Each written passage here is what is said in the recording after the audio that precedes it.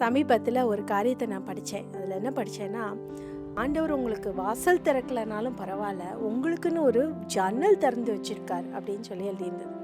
அப்போ அதை பார்க்கும்போது நான் யோசித்தேன், அப்போ வாசல் திறக்கலான்னா ஆண்டவர் அந்த ஜன்னலில் என்ன சொல்கிறதுக்காக ஜன்னலை திறந்து வச்சுருக்கார்?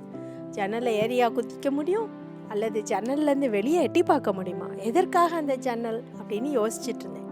ஆனால் நம்ம எப்பொழுதுமே நம்ம யோசிக்கிறது வாய்ப்புகள், வாசல்கள், இது மாதிரி தான் நம்ம யோசிச்சுட்டே இருக்கோம். அடுத்து என்ன யோசிப்போம்? இந்த இடத்துலேருந்து நம்ம வேறு இடத்துக்கு என்ன பண்ண போகிறோம்?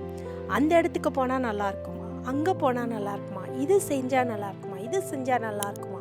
இப்போ சமீப காலங்களில் நீங்கள் பார்த்தீங்கன்னா குடும்பத்திலே மக்கள் அப்படி ஆயிட்டாங்க. என் மனைவி சரியில்லை, இன்னொரு மனைவி, என்னுடைய கணவன் சில சாதாரண ரீசன்ஸ்க்கெல்லாம் ஒரு ட்ரெஸ் சேஞ்ச் பண்ணுற மாதிரி ரிலேஷன்ஷிப்ஸ், ஒரு விதமான குடும்பத்தில் ஈவன் பெற்றோர் பிள்ளைகள் இடையிலேயே கூட ரிலேஷன்ஷிப்ஸ் அப்படி ஆயிடுச்சு.